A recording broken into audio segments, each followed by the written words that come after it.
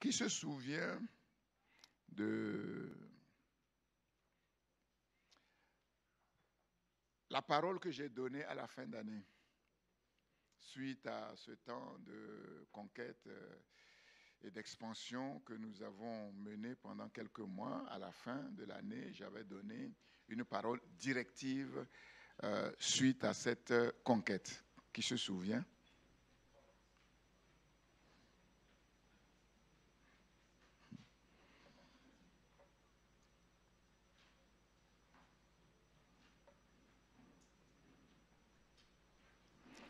Là, si vous devez chercher de midi à 14 heures, ce n'est pas bon.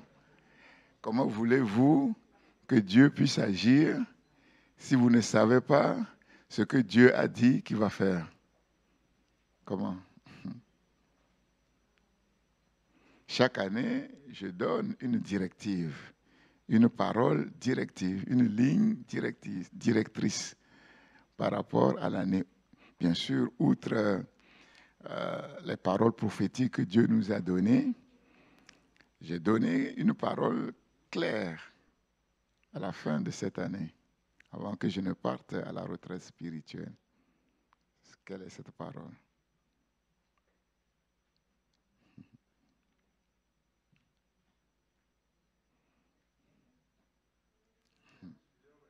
Non, il n'y a pas plusieurs. Il n'y a pas plusieurs. Non, il n'y a pas. Il n'y a pas. Non.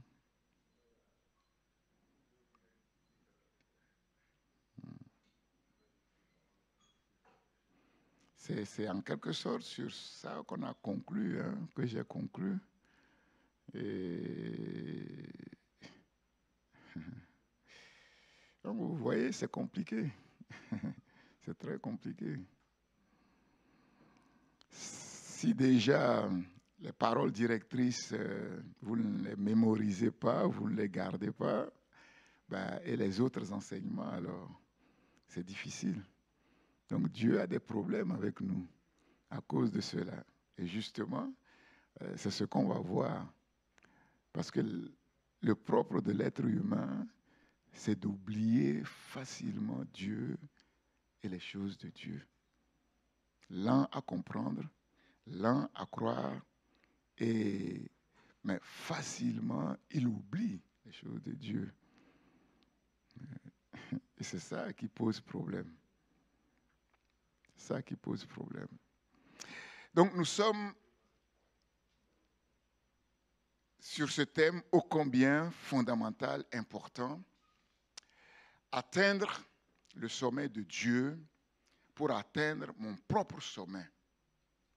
Le sommet de Dieu, c'est la révélation de Dieu, de sa parole, qui me donne une vision claire de qui est Dieu, une vision claire de mon identité, qui je suis, et une vision claire de ma destinée et des ressources que Dieu a préparées afin que ma destinée sur la terre soit couronnée de succès. Et on pourrait dire qu'il n'y a pas de sommet plus élevé que celui-là. Et celui qui atteint effectivement ce sommet est assuré de bien vivre sur la terre, d'être béni de Dieu et d'être une source de bénédiction pour Dieu, pour lui-même et pour les autres. Et nous avons vu que le sommet de la montagne, c'est Jean 15. Jean 15, la parabole, l'image du vrai cep et des sarments.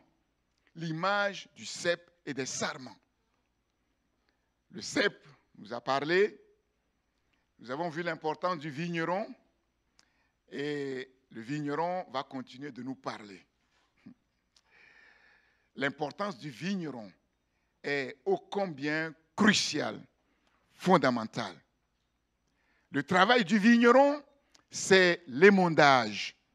L'émondage qui permet au sarment de porter beaucoup de fruits davantage de fruits, plus de fruits. Et c'est quand un sarment porte beaucoup de fruits que le Père Céleste est content, honoré, content. Et l'émondage, c'est en quelque sorte l'éducation du Père Céleste. C'est la sanctification sans laquelle personne ne peut voir Dieu. L'émondage, l'éducation du Père, comme nous l'avons vu le dimanche dernier, c'est la marque authentique des enfants légitimes de Dieu le Père, qui est notre Père céleste. Et donc, en fait, c'est dans cette ligne que j'ai donné la dernière parole, l'année dernière, 2021. Et la parole que j'ai donnée, c'était la sanctification. C'était la sanctification. Nous avons compris que tout le déboire d'Israël, c'était le péché. Et j'ai insisté sur le fait que Dieu est avec nous. Il n'y a pas de problème. Dieu est fidèle. Mais le problème, est-ce que nous sommes avec Dieu? Et qu'est-ce qui fait que nous ne sommes pas avec Dieu? Qu'est-ce qui nous éloigne de Dieu? C'est le péché. Et la nécessité de nous tenir éloignés de tout ce qui nous éloigne de Dieu, afin que nous soyons avec Dieu comme Dieu est avec nous. Et nous avons vu que c'est la présence de Dieu et cette directive à Israël qui a permis à Israël de conquérir Canaan et toutes les richesses que Dieu leur avait données. L'émondage, l'éducation du Père, c'est ce qui est essentiel.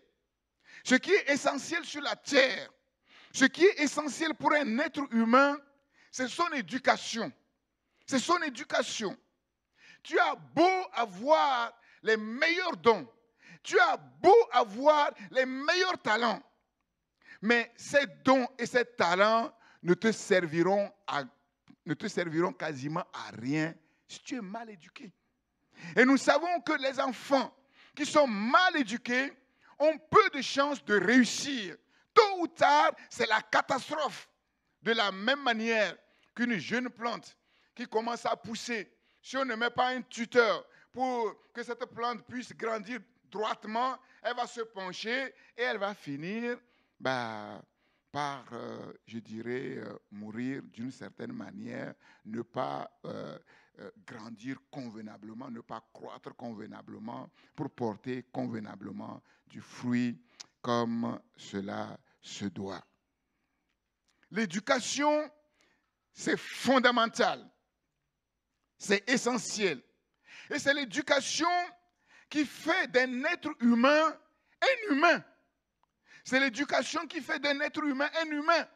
Un enfant qui naît et qui est coupé de ses parents, qui est coupé de l'éducation. Si on le met dans une forêt, il ne sera jamais un véritable être humain. Vous mettez un enfant qui naît avec les oiseaux, il va se comporter comme des oiseaux en grandissant. Vous le mettez avec les animaux, il va se comporter comme des animaux en grandissant. Donc c'est l'éducation qui est très importante. Mais pour cela, il y a deux conditions. Pour que l'éducation soit efficace, il faut qu'il y ait un bon éducateur. Mais malheureusement, sur la terre, ils ne sont pas nombreux ceux-là qui sont de bons éducateurs. Il faut un bon éducateur et il faut que celui qui est éduqué soit éducable. Est-ce que c'est français? Ça existe? Parce qu'on dit enseignable. Bon, on sait les subtilités du français. Donc, si on ne dit pas éducable, ce n'est pas compréhensible. Il faut un bon éducateur et il faut que celui qui est éduqué soit enseignable, soit éducable. Et quand les deux conditions sont réunies, alors, effectivement, l'éducation est couronnée de succès. Et quand l'éducation est couronnée de succès, l'enfant a, on pourrait dire, le maximum de chances de grandir bien, de vivre bien. Vous connaissez le célèbre poème de Kipling? Vous connaissez le célèbre poème de Kipling?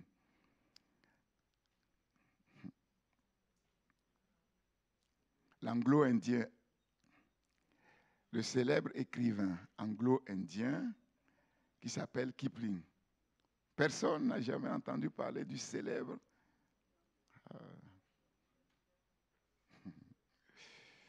On est obligé de tout faire. Hein? Ouais, ma fille Sarah me disait qu'à la fac, elle est à la fac de droit à Saint-Denis. Un jour, leur prof, je ne sais pas à propos de quoi, j'ai oublié un peu, parce qu'il n'y avait pas beaucoup d'étudiants. Si je ne me trompe pas, elle va me corriger après. Et elle a dit, mais la salle se rétrécit comme une peau de chagrin. Alors il a posé la question, est-ce que vous savez ce que c'est qu'une peau de chagrin? Personne ne savait. C'est Sarah qui a levé la main. Elle a dit, moi je sais. Elle a expliqué. C'est ça. Donc tout ce qu'on dit, parfois on a l'impression que c'est comme ça, mais ça peut vous servir. C'est la sagesse. C'est une forme de sagesse, même dans vos entretiens, même sur vos lieux de travail. Ah oui, elle a expliqué et le prof a dit, ah c'est très bien. Le célèbre poème de Kipling,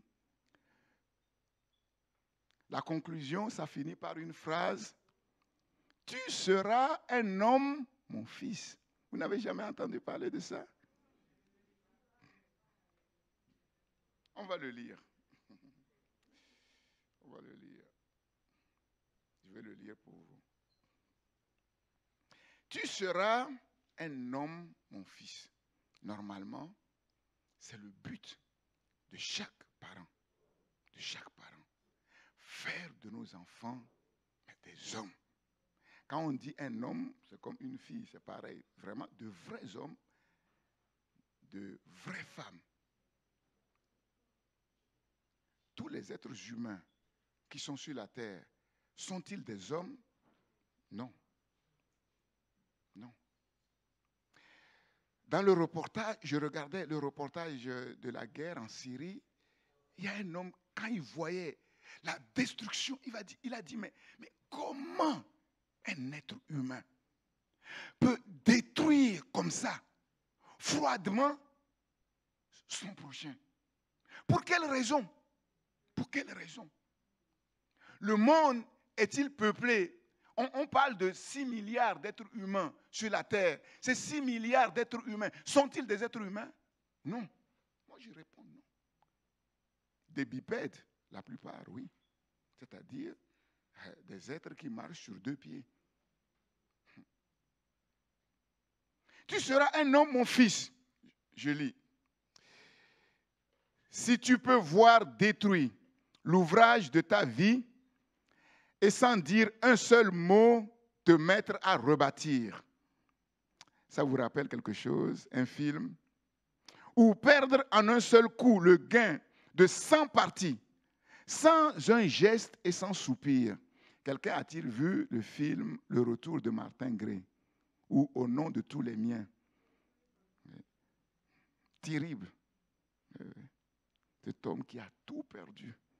À la fin, il a essayé, après la guerre, de reconstruire ce qu'il pouvait reconstruire, et ce qu'il a reconstruit à la fin, ça a pris feu. Il n'a pas baissé les bras. Si tu peux être amant sans être fou d'amour, si tu peux être fort sans cesser d'être tendre et te sentant haï sans haïr à ton tour, pourtant lutter et te défendre.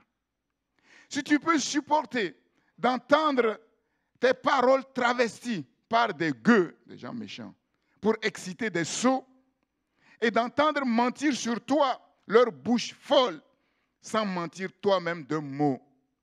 Si tu peux rester digne en étant populaire, si tu peux rester peuple en conseillant les rois, si tu peux aimer tous les amis en frères, sans qu'aucun d'eux soit tout pour toi, si tu sais méditer, observer et connaître, sans jamais devenir sceptique ou destructeur, rêver, mais sans laisser ton rêve être ton maître, penser sans n'être qu'un penseur, si tu peux être dur sans jamais être en rage, si tu peux être brave et jamais imprudent, si tu sais être bon, si tu sais être sage sans être moral ni pédant, si tu peux rencontrer triomphe après défaite et recevoir ces deux menteurs d'un front.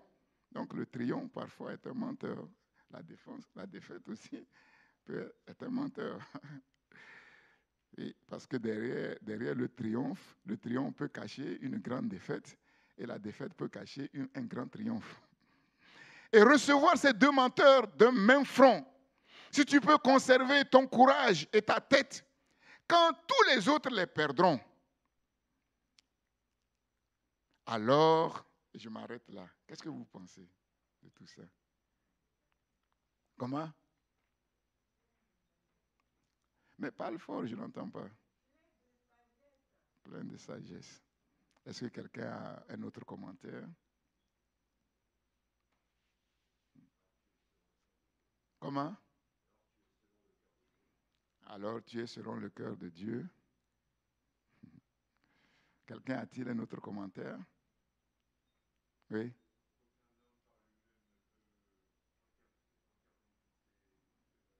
Aucun homme par lui-même ne peut incarner toutes ces valeurs. La conclusion est surprenante. Et on va voir dans le livre de Job aussi des choses surprenantes. La conclusion, la voici. Alors, les rois, les dieux, la chance et la victoire seront à tout jamais tes esclaves soumis. Et ce qui vaut mieux que les rois et la gloire, et c'est ça la célèbre phrase, tu seras un homme, mon fils. Alors les rois, les dieux, la chance et la victoire seront à tout jamais tes esclaves soumis. Et c'est là où c'est un peu bizarre. Quand il dit les dieux, dans la version que j'ai lue, les dieux, c'est marqué en D majuscule en fait. Alors on se pose la question, mais est-ce que ces paroles sont fondées sur la parole de Dieu, sur la Bible?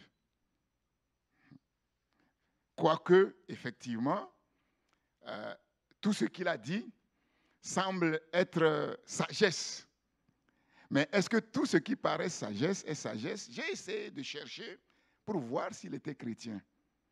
Mais il n'y a pas d'indice qui montre qu'il était chrétien. C'est lui qui a eu le prix Nobel, plus jeune dans l'histoire, à 42 ans, il a eu un prix Nobel, le plus jeune prix Nobel. Et c'est compliqué. C'est là où on voit que l'éducation, c'est compliqué. Une éducation peut avoir la coloration de la sagesse, mais être destructrice. Ce qui est certain, ce qui est sûr, la vérité qui sort de ce poème, c'est qu'on ne devient pas un vrai homme comme ça. Jamais. Jamais. On ne devient pas une vraie femme comme ça. Jamais. Et les vrais hommes, les vraies femmes sur la terre, on les compte. De la même manière qu'on les compte les hommes d'État, les chefs d'État qui travaillent vraiment pour le bien du peuple, on les compte aussi. Et ils sont rares. Ils sont rares. Parfois, des savants, des philosophes utilisent la parole pour eux, pour leur gloire. Et parfois, la détournent. Il est clair que si, je ne sais pas, je ne veux pas trop m'aventurer, si vraiment il était chrétien, si c'est un homme de Dieu, la conclusion sera autre. La conclusion sera autre. Tu seras un homme, mon fils. Tu seras une femme, ma fille.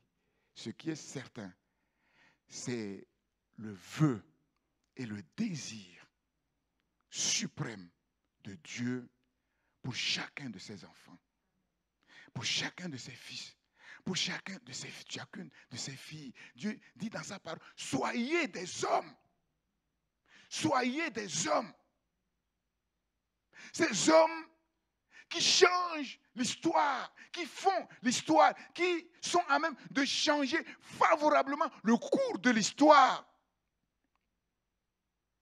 Ces hommes et ces femmes qui sont bien éduqués. Et l'éducation commence dès l'enfance. Et je crains que beaucoup de chrétiens, beaucoup d'enfants de Dieu ne sont pas éducables, ne sont pas enseignables, parce que leur éducation n'a pas commencé dès le commencement de leur vie chrétienne. Et quand c'est comme ça, c'est difficile. C'est difficile parce qu'après, il faut renverser les mauvaises fondations, et c'est beaucoup plus compliqué. Et beaucoup n'acceptent pas de renverser ces fondations. Et si on ne renverse pas ces fondations qui ne sont pas bonnes, tôt ou tard, il y aura problème. Non seulement le chrétien n'est pas éducable, mais il aura des problèmes. Parce que les spécialistes le savent. L'éducation d'un enfant commence dans le sein maternel. Dans le sein maternel. Et dans le sein maternel, l'enfant a une relation avec sa mère. Et dès qu'il commence à naître, l'éducation doit continuer. Et les spécialistes disent que quasiment l'éducation est faite autour de 5-7 ans. C'est fini. Donc si on loupe l'éducation d'un enfant jusqu'à 7-8 ans, c'est terminé. Après, pour rattraper, mais c'est compliqué. C'est très compliqué. Et l'éducation non seulement commence très tôt, mais l'éducation doit concerner l'être humain tout entier. Le corps, l'âme et l'esprit. Et c'est là où nous voyons que l'éducation, c'est compliqué, c'est complexe. C'est complexe. Parce que tout être humain ne sait pas quoi faire avec son propre être.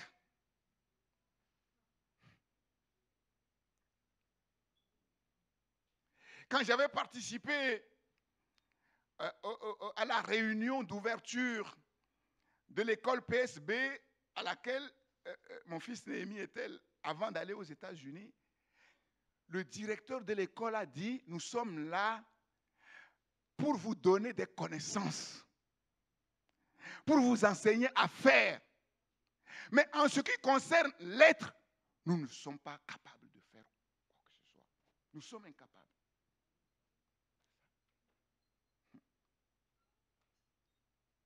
Nous ne savons pas quoi faire avec l'être. Nous sommes incapables de vous aider en ce qui concerne l'être. Et vous comprenez pourquoi. Sur la terre, on met l'accent sur le faire, le faire, le faire, le faire, le faire. Et on met de côté ce qui est le plus important, l'être. Et c'est ainsi qu'on a à la tête de nos nations, je ne parle pas de la France, on a à la tête de nos nations des hommes qui ne sont pas des exemples et des modèles. Et on ferme les yeux. Et on ferme les yeux. Mais si l'être n'est pas bon, tôt ou tard, le faire ne sera pas bon. Après, on est étonné que ça ne marche pas. On écoute ces hommes et ces femmes qui sont présidentiables. On entend les promesses qu'ils font avant les élections. Mais on se dit, mais ils nous prennent pour des sots ou quoi? Ils nous prennent pour quoi? C'est incompréhensible. Quand on entend certains dire, si je suis élu, tous les jeunes vont toucher 3 000 € par mois. Mais on se dit, mais c'est pas possible. Et tous les ans, toujours, on rebelote, toujours les mêmes choses. Mais dans quel monde on vit? Et après, on est étonné que ça ne va pas. Ça ne va pas. Sur le plan politique, ça ne va pas. Sur le plan professionnel, ça ne va pas. Sur le plan familial, ça ne va pas. Pourquoi? Parce qu'on a laissé de côté ce qui est fondamental, ce qui est essentiel, l'être. L'être.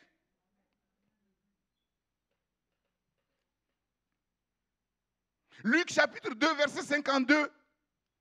Jésus a été bien éduqué par son Père céleste. Jésus n'est pas venu sur la terre en tant que Dieu, non. Jésus a laissé sa gloire divine au ciel. Il est venu sur la terre en tant qu'un être humain. Et la Bible dit dans Philippiens qu'il a apparu comme un vrai homme, un simple homme. Et la Bible dit, après l'épisode que vous connaissez, l'épisode du temple, où il est resté dans le temple, où il discutait à 12 ans avec les grands théologiens. Et à la fin de cet épisode, Luc chapitre 2, verset 52, il est écrit, et Jésus croissait en sagesse, en stature, en grâce. Jésus grandissait normalement parce qu'il était bien éduqué par le Père céleste devant Dieu et devant les hommes. Et puisque l'éducation concerne le corps, l'âme et l'esprit, nous comprenons que sur la terre, c'est difficile de trouver de bons éducateurs qui s'occupent à la fois du corps, de l'âme et de l'esprit. L'éducateur parfait, c'est le Père céleste. Et le moyen d'éducation parfait, c'est la parole de Dieu. Parce que le Père céleste sait très bien tout ce qui concerne le corps, comme la parole de Dieu. Ils savent très bien ce que c'est que l'âme d'une personne. Ils savent très bien ce que c'est que l'esprit d'une personne. Ce que c'est que l'être d'une personne. Le cœur de l'être humain qui est un abîme, qui est inconnaissable par l'être humain. Eux, ils connaissent parfaitement ce qui se passe dans le cœur de l'être humain. Voilà pourquoi notre privilège, c'est d'être éduqué, non pas par un Père terrestre, mais par le Père céleste lui-même. Lui-même. Lui-même. Lisons Deutéronome chapitre 8.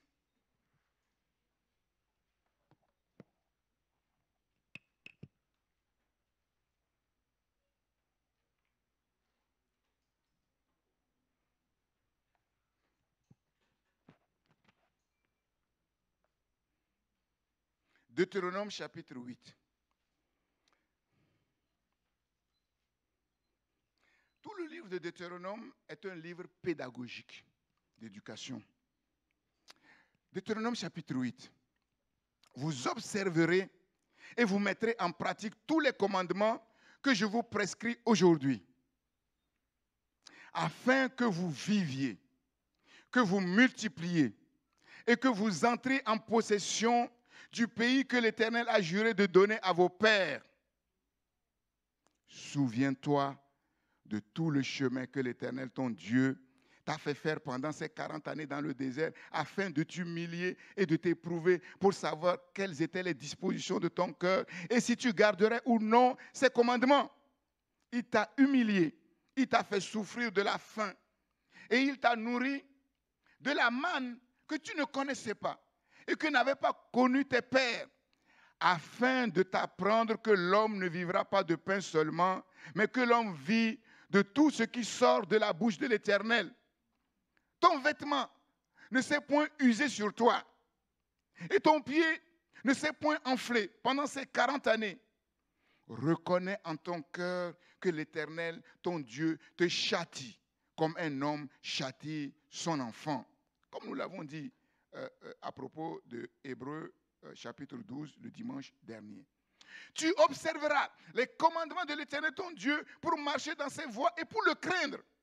Car l'Éternel ton Dieu va te faire entrer dans un bon pays, pays de cours d'eau, de sources et de lacs qui jaillissent dans les vallées et dans les montagnes, pays de froment, d'orge, de vignes, de figuiers et de grenadiers, pays d'oliviers et de miel, pays où tu mangeras du pain avec abondance, où tu ne manqueras de rien, pays dont les pierres sont du fer et des montagnes duquel tu tailleras les reins.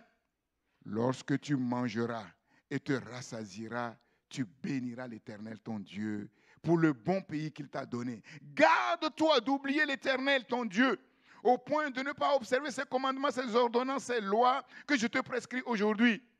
Lorsque tu mangeras et te rassasieras, lorsque tu bâtiras et habiteras de belles maisons, lorsque tu verras multiplier ton gros et ton menu bétail, lorsque tu verras ton entreprise prospérer, s'augmenter, ton argent, j'ai mis une parenthèse, personne n'a réagi.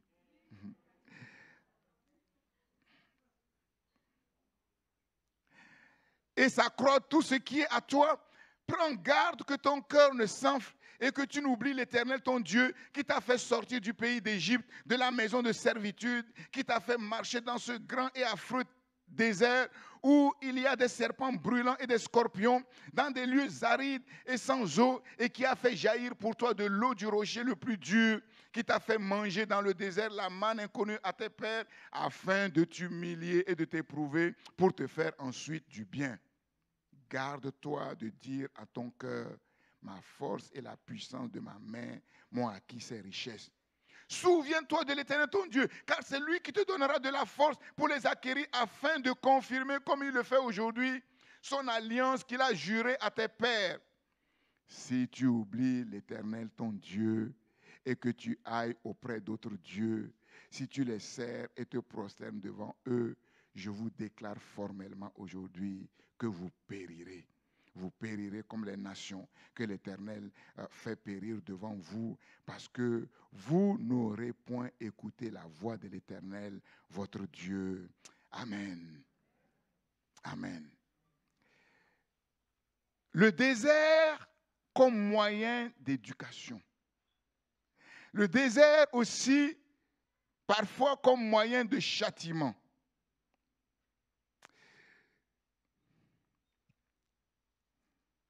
J'ai déjà parlé là-dessus. Et si je reviens, c'est sous l'angle de l'éducation. Donc, qu'est-ce que nous voyons clairement ici? Dès le premier verset, Dieu pose son plan, son projet, son ambition pour son peuple. Verset 1. Et quel est le projet de Dieu pour son peuple? Quelle est l'ambition de Dieu pour son peuple? La prospérité. La prospérité. Afin que vous viviez. Afin que vous viviez. Tout commence par la chose la plus essentielle. C'est bien de s'inquiéter pour la nourriture, pour le vêtement, pour le mariage, pour le travail. C'est très bien. Mais si tu n'as pas la vie, tout ça, ça te sert à quoi? Que vous viviez, mais pas n'importe quelle vie. Nous savons ce que c'est que la vie de Dieu. Jésus a dit, moi, je suis venu, non pas pour que vous ayez la vie au rabais, non, pour que vous ayez la vie que moi je vous donne de la part de l'Éternel. C'est une vie d'abondance. Une vie abondante, une vie d'abondance.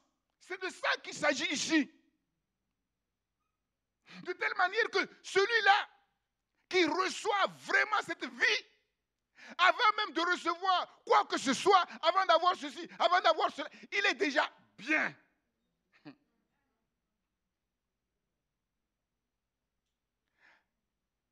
Est-ce qu'au ciel on travaille? Est-ce qu'au ciel il y a des banques? Est-ce qu'au ciel il y a de l'argent? Mais est-ce qu'il y a le bonheur au ciel? Infiniment plus que sur la terre. Il faut comprendre. On va voir. L'homme ne vivra pas de pain seulement. Afin que vous viviez. Moi, je vous garantis d'abord ce qui est essentiel. Je ne permettrai à personne de mettre la main sur ta vie. Et on sait combien de millions de personnes meurent prématurément chaque année sur la terre. Que le diable emporte prématurément. Dieu dit, je vous sécurise. D'abord, ce qui est essentiel. Tu n'as pas à trembler devant la maladie. Tu n'as pas à trembler devant ceci ou cela, devant les diagnostics alarmants des hommes, des médecins, si experts soient-ils. Tant que moi, je te garantis cette vie est garantie. Afin que vous viviez, que vous multipliez. On voit là, Dieu revient sur la bénédiction originelle, que vous multipliez, pas original, originelle, d'origine, que vous multipliez, que vous remplissez la terre, que vous vous assujettissez la terre, que vous multipliez, que vos entreprises croissent, multiplient, que vos affaires prospèrent. C'est ça la multiplication, le principe de la multiplication. C'est toujours le tout de Dieu, l'illimité de Dieu, la marque de Dieu. Que vous soyez féconds. Pas seulement de porter des fruits, non. Plus que ça, porter beaucoup de fruits. C'est ça la fécondité. Quand on associe la fécondité à la multiplication. Et ce n'est pas seulement porter beaucoup de fruits, mais porter plus de fruits. C'est-à-dire, si tu portes 100 fruits aujourd'hui, tu dois te dire, ah Seigneur, c'est bien, tu m'as permis de porter 100 fruits aujourd'hui, mais je ne suis pas satisfait, je veux en porter 1000. Et Dieu dit, ok, tu as compris quelque chose. Pas de limite. Toujours plus de fruits. Que vous entrez en possession. En possession de quoi? De la terre. Du pays. Quel pays? Le pays où les pierres, c'est quoi? C'est de l'argent.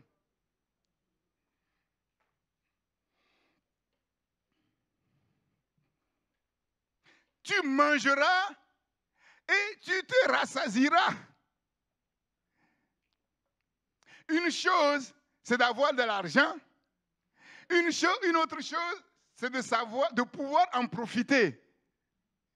Il y a des riches qui ont les meilleures nourritures, les meilleures boissons dans leur palais, mais manger, c'est un problème.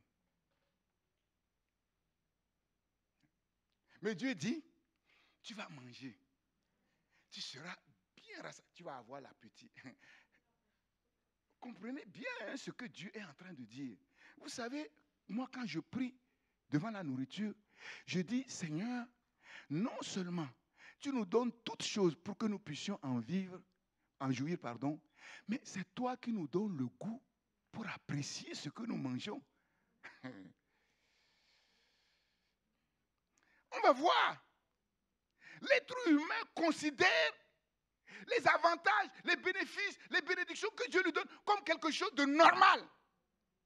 Et on va le voir. Le problème que Dieu a avec l'humanité sur la terre et même avec son peuple, c'est ce manque de reconnaissance vrai et total.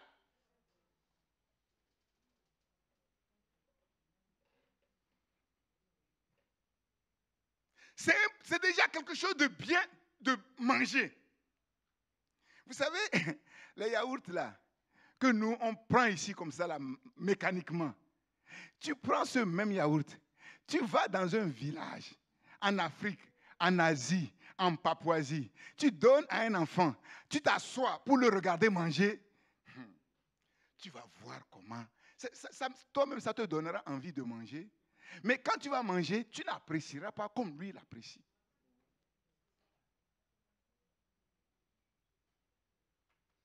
Je crains que parce qu'on vit dans l'abondance, on est devenu blasé. Blasé. Tu mangeras et tu seras bien rassasié. Tu dis, les richesses là, c'est moi qui te donnera la force. C'est moi qui te donnerai la sagesse pour les acquérir. Mais qu'est-ce qu'il faut ajouter là? Vous voyez l'ambition du Père? Vous voyez l'ambition du Père pour nous? Ça veut dire, si on veut résumer, que tu sois bien, que tu sois bien assis, qu'il ne te manque rien, que tu sois prospère. Mais il y a un problème. Où se trouve le problème? C'est quoi le problème? C'est quoi le problème? Vous observerez et vous mettrez en pratique tous les commandements que je vous prescris aujourd'hui afin que vous viviez, vous multipliez, entrez en processus, etc. Il y a un problème.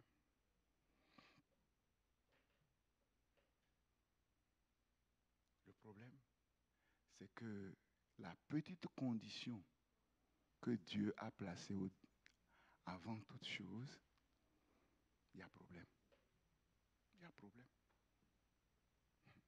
Il y a problème. Et le problème, c'est l'incapacité humaine.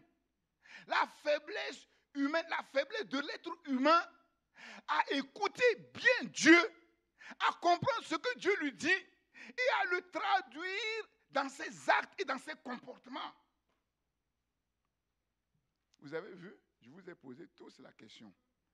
On a terminé l'année, on a combattu ensemble, on a souffert, on a jeûné, on a crié à Dieu. Dieu a donné les paroles. Et à la fin, je n'ai pas donné 10 000 paroles, une parole. Vous avez oublié. C'est ça le problème. Vous avez oublié. De la même manière que ce que je suis en train de vous dire là, quand vous allez partir dans vos maisons, arriver chez vous, vous avez déjà oublié 50% pour les plus forts. Certains, il ne reste plus que 10%. Et puis le lundi, il reste 5%. Et le vendredi, il reste 0,1%. Comment Dieu va faire? Comment Dieu va faire? Tu éduques ton enfant. Tu répètes toujours. Vous avez vu, les enfants, c'est pareil. Hein?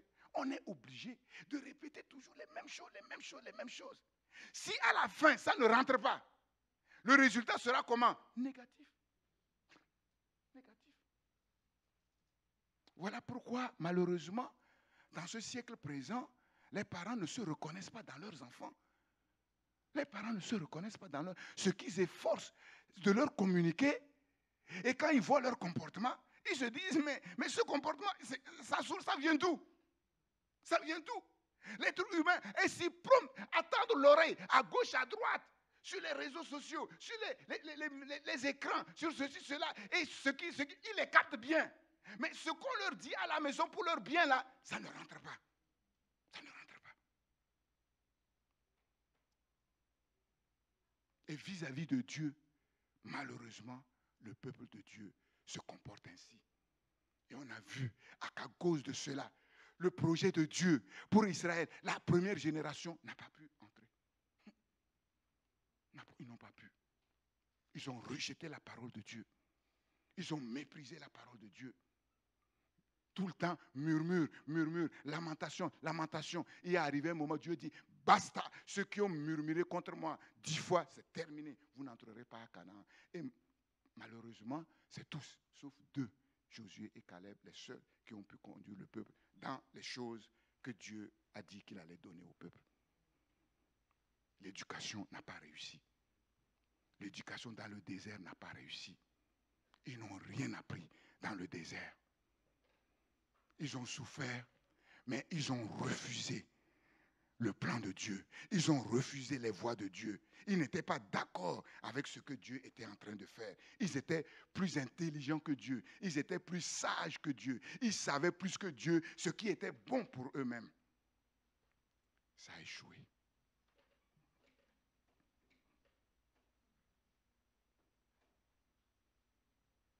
Le problème, c'est le manque de discipline spirituelle, l'orgueil, cette facilité, comme je l'ai dit, à oublier Dieu, cette facilité à oublier la parole de Dieu. L'être humain a ce chic d'être lent à comprendre Dieu, d'être lent à croire Dieu, et aussi il a ce chic d'oublier si facilement Dieu et la parole de Dieu. C'est ce que je disais dimanche dernier. Vous avez oublié l'exhortation qui vous est adressée comme à des fils. Et quand c'est comme ça, Dieu est obligé de châtier. Parce que si un enfant ne comprend pas, et si on ne le corrige pas, ben il est foutu. C'est foutu. Dieu dit, prends garde que ton cœur ne s'enfle et que tu oublies l'Éternel, ton Dieu, qui t'a donné la force pour acquérir toutes ces choses-là. Le désert, c'est le moyen par excellence d'éducation et c'est aussi le moyen de châtiment. Et 3 leçons spirituelles essentielles que le peuple de Dieu devait apprendre dans le désert, c'est la première leçon, la manne. La manne que eux, ni leur père n'avaient jamais connue, pour leur apprendre que l'homme ne vivra pas de pain seulement. Ensuite, la mémoire. Souviens-toi du chemin par lequel le Seigneur t'a fait passer dans le désert. Souviens-toi de tes voies. Souviens-toi de là où tu es tombé. Comment tu es tombé. Et enfin, l'écoute. Enfin, l'écoute. Le chapitre 8 va terminer par le verset 20. Vous périrez comme les nations que l'Éternel a fait périr devant vous, parce que vous n'aurez point écouté la voix de l'Éternel. Vous allez périr parce que vous n'avez pas prêté une oreille attentive à ce que Dieu vous a dit pour vous garder, pour vous sécuriser. Et quand on regarde tout ça, on voit que l'essentiel dans la vie, c'est la parole de Dieu, c'est la manne. Tout vient de cette parole et tout tourne autour de la parole. Tout tourne autour de la parole. Voilà pourquoi la leçon essentielle qu'il devait apprendre dans le désert, c'est que l'homme ne vit pas de pain seulement, mais de toute parole qui sort de la bouche de l'Éternel. Et Chouraki a dit dans sa version ceci, l'homme ne vit pas de pain seulement, mais de tout ce que produit le Verbe de l'Éternel. Tout ce que produit le Verbe de l'Éternel. Le Verbe de l'Éternel est comme une entreprise qui produit quelque chose. Mais qu'est-ce que cette entreprise produit? C'est une question. Qu'est-ce que cette entreprise produit? Comment? Mais parlez fort, si vous êtes sûr de vous-même, ne murmurez pas. En plus, avec le masque, c'est compliqué. Mais tout, c'est écrit tout, vous n'avez pas besoin de chercher. Mais il faut toujours chercher dans la parole de Dieu. Vous connaissez une entreprise, une multinationale sur la terre qui produit tout. Mais tout, ça veut dire quoi? Maintenant, déclinez concrètement le tout. Déclinez le tout dans votre vie. Tout, ça veut dire quoi? Oui, la richesse, le bonheur, la paix, la force, l'intelligence, l'inspiration, la force pour se lever, pour aller travailler. Pour que tu ne dises pas que c'est parce que je souffre, que je gagne de l'argent et que tu oublies que si tu as la force de te lever pour aller travailler et rentrer le soir, c'est que quelqu'un t'a donné cette force. Combien l'être humain oublie si facilement Dieu? Combien l'être humain oublie si facilement la parole de Dieu? Donner dîme, c'est compliqué. C'est compliqué. Et ça signifie quoi? Oublier la parole de Dieu. Oublier Dieu. Oublier que l'argent que tu as là, c'est Dieu qui te l'a donné. C'est terrible.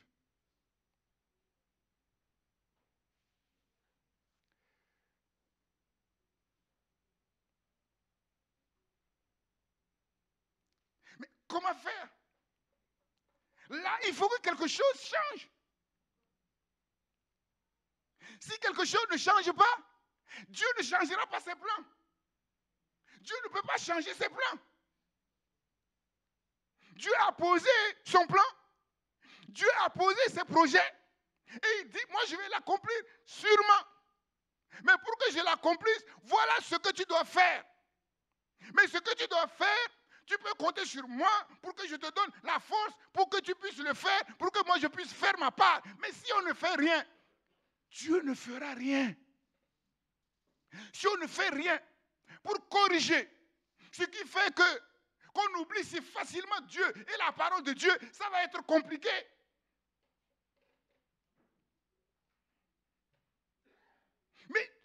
parole de Dieu a déjà donné à Israël le moyen de ne pas oublier Dieu. De ne pas... Regardons, Deutéronome 6, versets 8 et 9. Deutéronome 6, versets 8 et 9. Donc, tout ce que je suis en train de vous dire là, ce n'est pas des enseignements pentecôtistes. Hein? Bon. Parce que les enseignements pentecôtistes, aujourd'hui, on a le recul pour voir les fruits que les pentecôtistes portent. Les pasteurs qui sont intelligents, qui cherchent Dieu, voient qu'il n'y a rien, ou plutôt pas grand-chose. Pas grand-chose. Dieu m'a dit, mais quand on les suit, il n'y a rien. Il n'y a pas de fruits. Il n'y a pas de fruits. On se contente de son travail, qu'on gagne difficilement sa vie. Donner la dîme, c'est compliqué. Et on est content parce qu'on parle en langue, parce qu'on fait des visions, parce qu'on... C'est pas ça. C'est pas ça. Deutéronome 6, versets 8 à 9. On peut commencer verset 5. Tu aimeras l'Éternel ton Dieu de tout ton cœur, de toute ton âme, de toute ta force. Et ces commandements que je te donne aujourd'hui seront dans ton cœur. Tu les inculqueras à tes enfants et tu en parleras quand tu seras dans ta maison, quand tu iras en voyage, quand tu te coucheras et quand tu te lèveras. Tu les liras comme un signe sur tes mains. Et ils seront comme des frontaux entre tes yeux. Tu les écriras sur les poteaux de ta maison et sur tes portes. Donc Dieu a donné des mesures concrètes pour ne pas oublier la parole de Dieu. Deutéronome 11, plus explicite. Deutéronome 11, verset 18. Deutéronome 11, verset 18. Mettez dans votre cœur et dans votre âme ces paroles que je vous dis. Vous les lirez comme un signe sur vos mains. Et elles seront comme des frontaux entre vos yeux. Pour voir. Vous les enseignerez à vos enfants. Et vous leur en parlerez quand tu seras dans ta maison. Quand tu iras en voyage. Quand tu te coucheras. Quand tu te lèveras. Est-ce que c'est ce que les enfants de Dieu font? Tu les écriras sur les poteaux de ta maison et sur tes portes. Et alors, vos jours et les jours de vos enfants dans le pays que l'Éternel a juré à vos pères de leur donner seront aussi nombreux que les jours des cieux, le seront au-dessus de la terre. Car si vous observez tous les commandements que je vous prescris et si vous les mettez en pratique pour aimer l'Éternel, votre Dieu, pour marcher dans toutes ses voies et pour vous attacher à lui, l'Éternel chassera devant vous toutes ces nations et vous rendrez maître des nations plus grandes et plus puissantes que vous. Tout lieu que la plante de votre pied, tout lieu que foulera la plante de votre pied sera à vous, etc. Donc ici, on voit des mesures concrètes pour ne pas oublier la parole de Dieu. Parce que oublier Dieu, c'est oublier la parole de Dieu. Celui qui garde la parole de Dieu ne peut jamais oublier Dieu. Dieu dit de graver cette parole dans nos cœurs et dans nos âmes.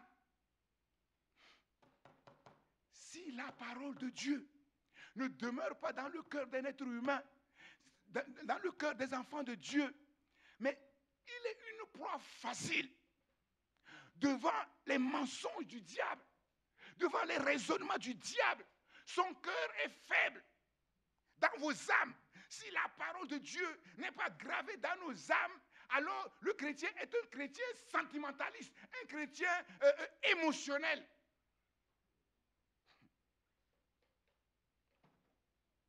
Dieu dit toujours enseigner, continuellement, en permanence, quand c'est possible, à la maison, quand vous allez en voyage. La parole de Dieu doit envahir, doit toucher, contrôler tous les domaines de notre vie. Foyer, travail, relations, activités. Et les symboles ici, les mains, le front, linteau des portes, les bandeaux sur les bras et sur le front, à l'époque, c'était des accessoires, effectivement, qui étaient courants à l'époque.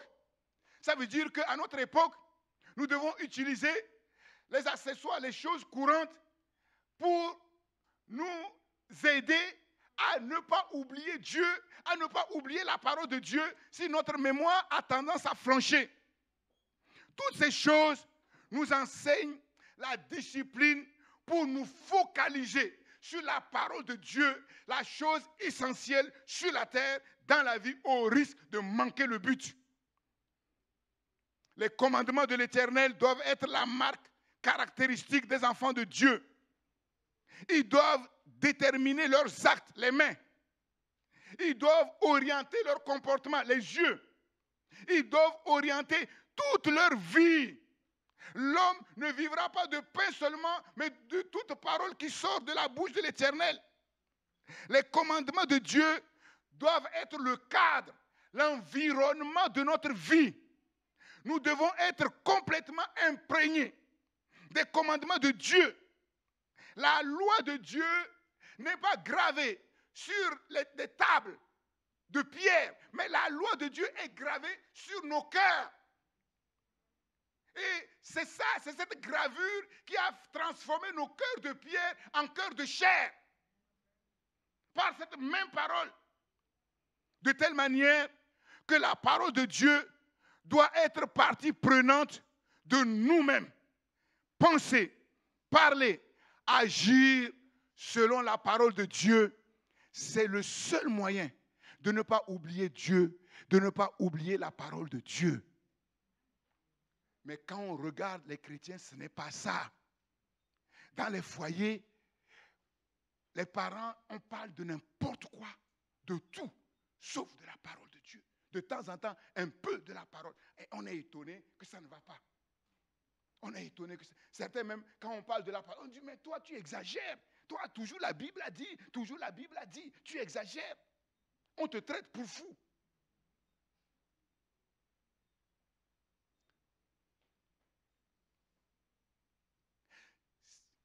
Si tu ne penses pas, si tu ne parles pas, si tu n'agis pas, si tu ne te comportes pas selon la parole de Dieu, c'est très difficile que Dieu puisse t'amener là où il veut t'amener. Très difficile.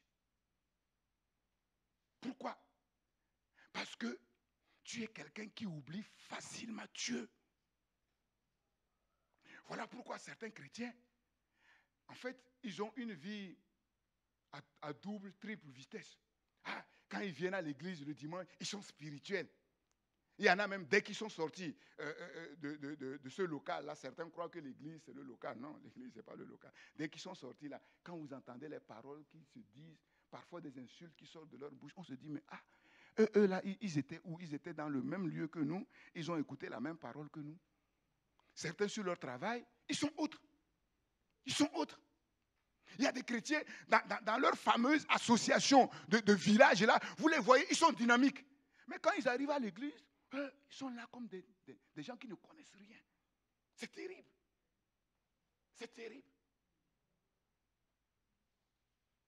C'est terrible.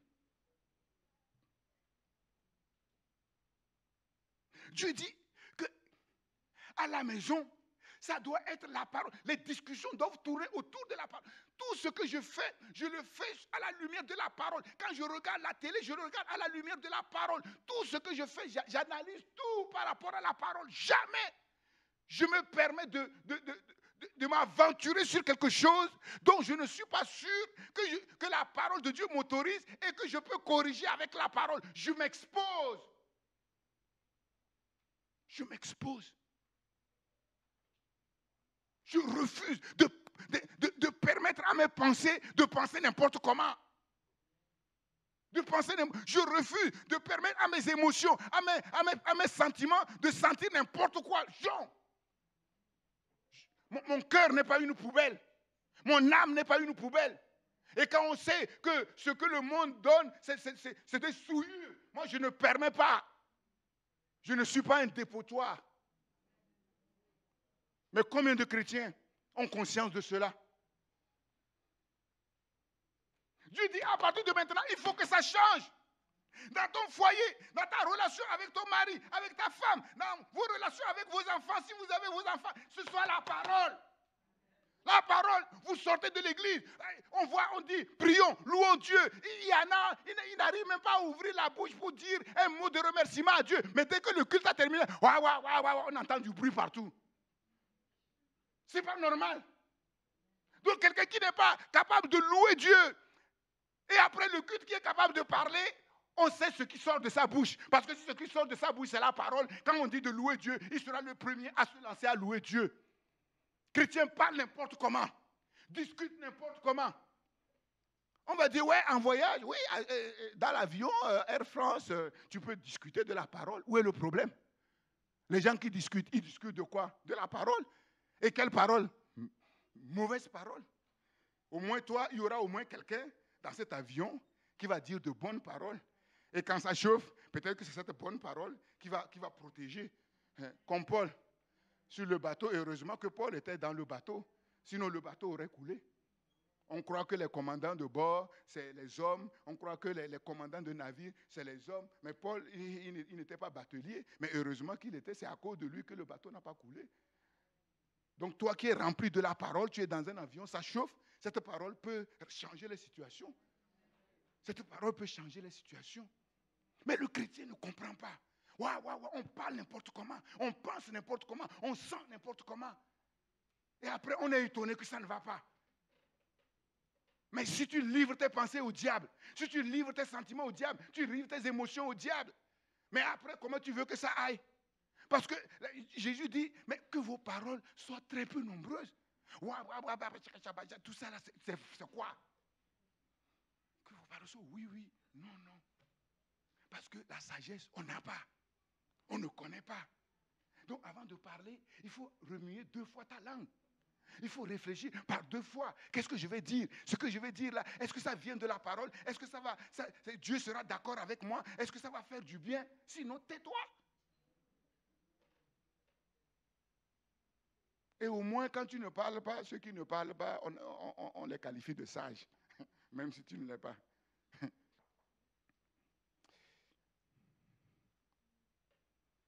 Donc c'est tout ça qui fait que la main de Dieu est bloquée. Dieu libère les promesses qui sont authentiques. Mais après, le peuple de Dieu ne se comporte pas comme Dieu veut qu'il se comporte par rapport à cette parole pour que la puissance de cette parole puisse amener les choses que Dieu a données. Rien ne change dans leur vie. Rien ne change dans leurs habitudes, dans leur comportement. Dieu n'est pas d'accord. 4 vertus essentielles apprises que Israël devait apprendre dans le désert: l'humilité, la crainte, l'obéissance et la discipline spirituelle pour dépendre de Dieu pour tout. Pour tout. Car tout ce que nous avons, tout ce que nous recevons, Dieu nous le donne par sa bouche, par sa parole. Dans le désert, Israël devait apprendre qu'il est fils et que Dieu est son Père. Ce Père est le Dieu d'amour.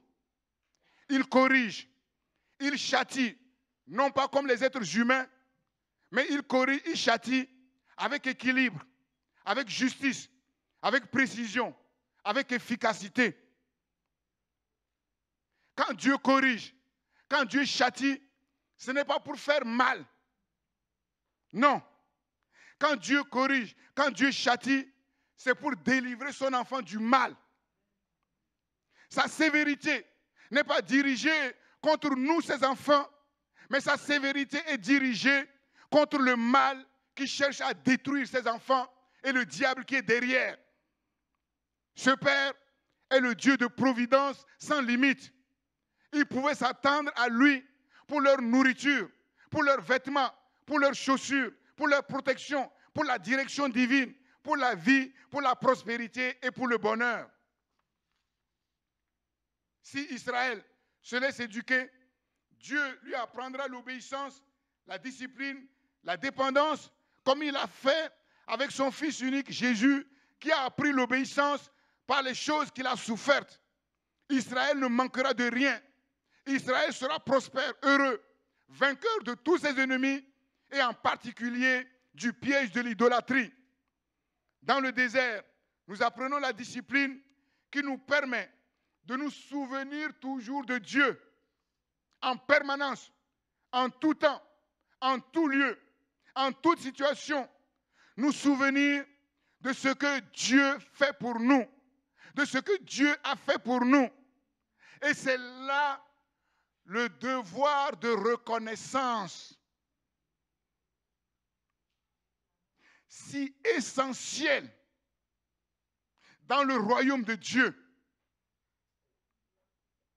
Le devoir de reconnaissance, c'est-à-dire être conscient, non pas simplement parfois, non, continuellement, que tout ce que nous sommes à un instant T, tout ce que nous avons à un instant T, tout ce que nous faisons à un instant T sont permis par Dieu.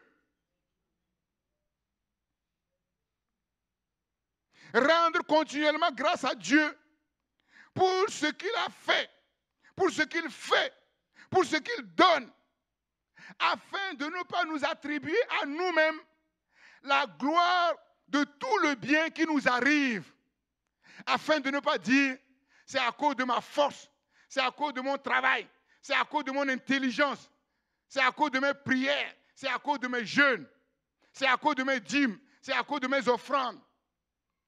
On détourne la gloire.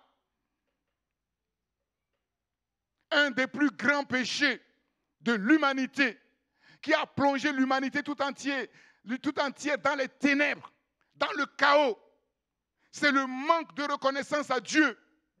Lisez Romains chapitre 1er, à partir du verset 18.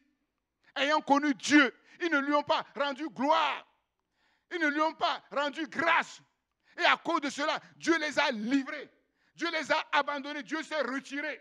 Et quand Dieu se retire, l'être humain devient une bête. Plus qu'une bête. Le chaos dans le monde, tous les malheurs de l'humanité viennent de cela. Les êtres humains s'accaparent les biens que Dieu fait, ils les accaparent pour eux. Quand c'est mal, ah oui, mais Dieu, mon Dieu, qu'est-ce que je t'ai fait? Mais quand c'est bien, on gonfle la poitrine. Voilà, heureusement que j'ai fait ça, heureusement que j'étais là, c'est moi. Dieu n'est pas d'accord. L'écologie est détournée de son sens premier.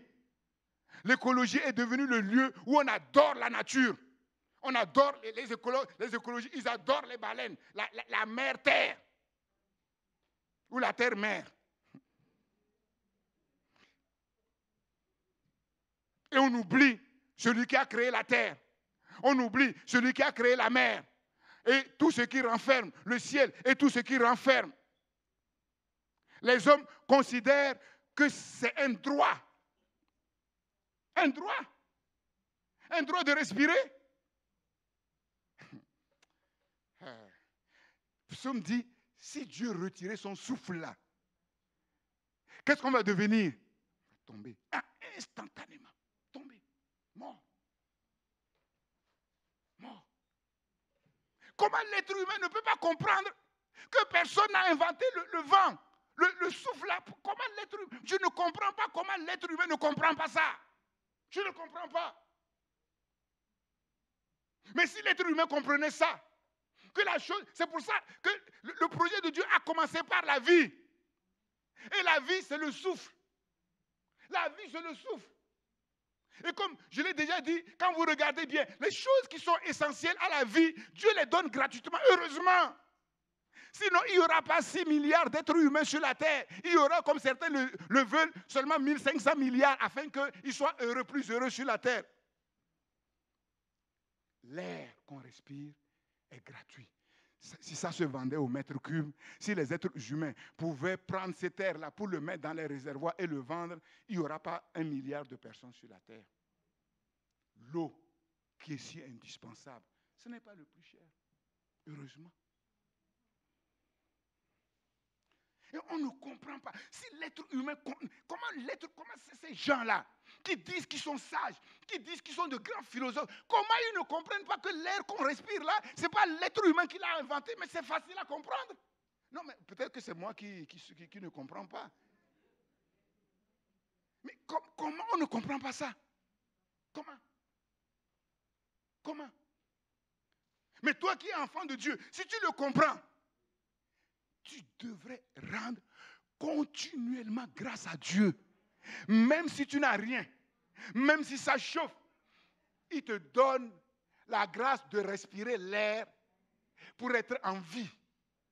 Et même cet air qui est pollué là, heureusement que Dieu nous garde. Heureusement que... Voilà pourquoi Dieu dit, avant de manger, rends grâce à Dieu. Tu ne sais pas ce que tu manges. Je rends grâce à Dieu. C'est vrai, maintenant que je prêche, je vais maintenant me souvenir pour rendre grâce à Dieu pour l'air que je respire continuellement. Quand je n'ai pas de sujet d'action de grâce, j'en ai déjà au moins un. Quand je bois de l'eau, à chaque fois que je bois une goutte d'eau, je dis merci au Seigneur. Il n'y a rien qui rentre dans ma bouche. Même si c'est des choses banales, hein, je dis toujours merci. Merci. Toujours. Toujours. Et comme je vous ai dit, depuis que je suis converti, je n'ai jamais murmuré contre Dieu. Jamais. Dieu m'a fait la grâce de ne jamais m'apitoyer sur mon sort, de ne jamais murmurer contre Dieu. Pourquoi? Parce que très tôt, j'ai compris que le Père Céleste, qui il est, ce n'est pas un homme. Il ne se trompe pas. Quand il m'arrive des tuiles, c'est à cause de moi. Ce n'est pas jamais, ça ne peut jamais être à cause de lui. Et quand ça ne va pas, quand il me corrige, quand il me change, je sais que c'est pour mon bien. Mais c'est facile à comprendre ça. Parce que je sais que je ne suis pas parfait. Peut-être que vous êtes parfait. Mais quand c'est comme ça, pourquoi ces murmures-là? Pourquoi ces lamentations-là? Si tu sais que tu n'es pas parfait, si tu vois que dans ta vie, il y a des choses à corriger, et que si ces choses ne sont pas corrigées, tu n'arriveras à rien, tu vas manquer le but. Pourquoi tu murmures contre Dieu? Parce qu'il te châtie. Pourquoi? Sinon tu es pire que tes propres enfants que tu essaies d'élever. Et comment tu peux les élever correctement? Comment tes enfants vont accepter que tu les corriges, vont accepter qu'en les corrigeant, c'est pour leur bien, si toi tu n'acceptes pas que c'est pour ton bien, que le Père Céleste te corrige, alors que toi, parfois tu peux faillir, tu peux même te tromper dans ton raisonnement, mais Dieu, lui, ne se trompe pas dans son raisonnement. Il ne se trompe jamais. Jamais. Et même, il fait tout pour alléger les choses. Aucune épreuve ne nous est survenue au-dessus de nos forces, jamais. Mais nous, les hommes, on ne sait pas mettre ces barrières-là.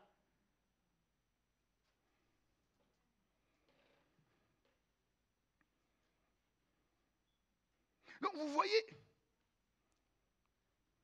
rendez continuellement grâce. Continuellement. Constamment. En tout temps, en tout lieu, rendez continuellement grâce à Dieu le Père pour toutes choses au nom du Seigneur Jésus-Christ. Éphésiens 5, 20. Le psaume 50, 23 va plus loin. Celui qui offre pour sacrifice des actions de grâce me glorifie. Ah, les actions de grâce, la reconnaissance à Dieu est un sacrifice. Waouh!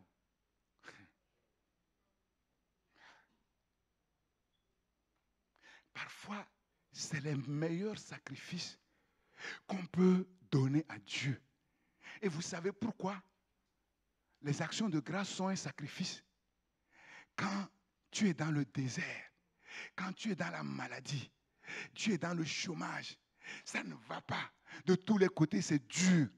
Mais au lieu de considérer cela pour te lamenter sur toi-même, tu te souviens que tout vient du Père Céleste. Et si Dieu le permet, c'est pour quelque chose. Et la chose pour laquelle Dieu le permet, c'est pour sa gloire, c'est pour ton bien, c'est pour le témoignage de ton nom. Tu dis, merci Seigneur de ce que tu permets cela pour mon bien. Ça devient un grand sacrifice.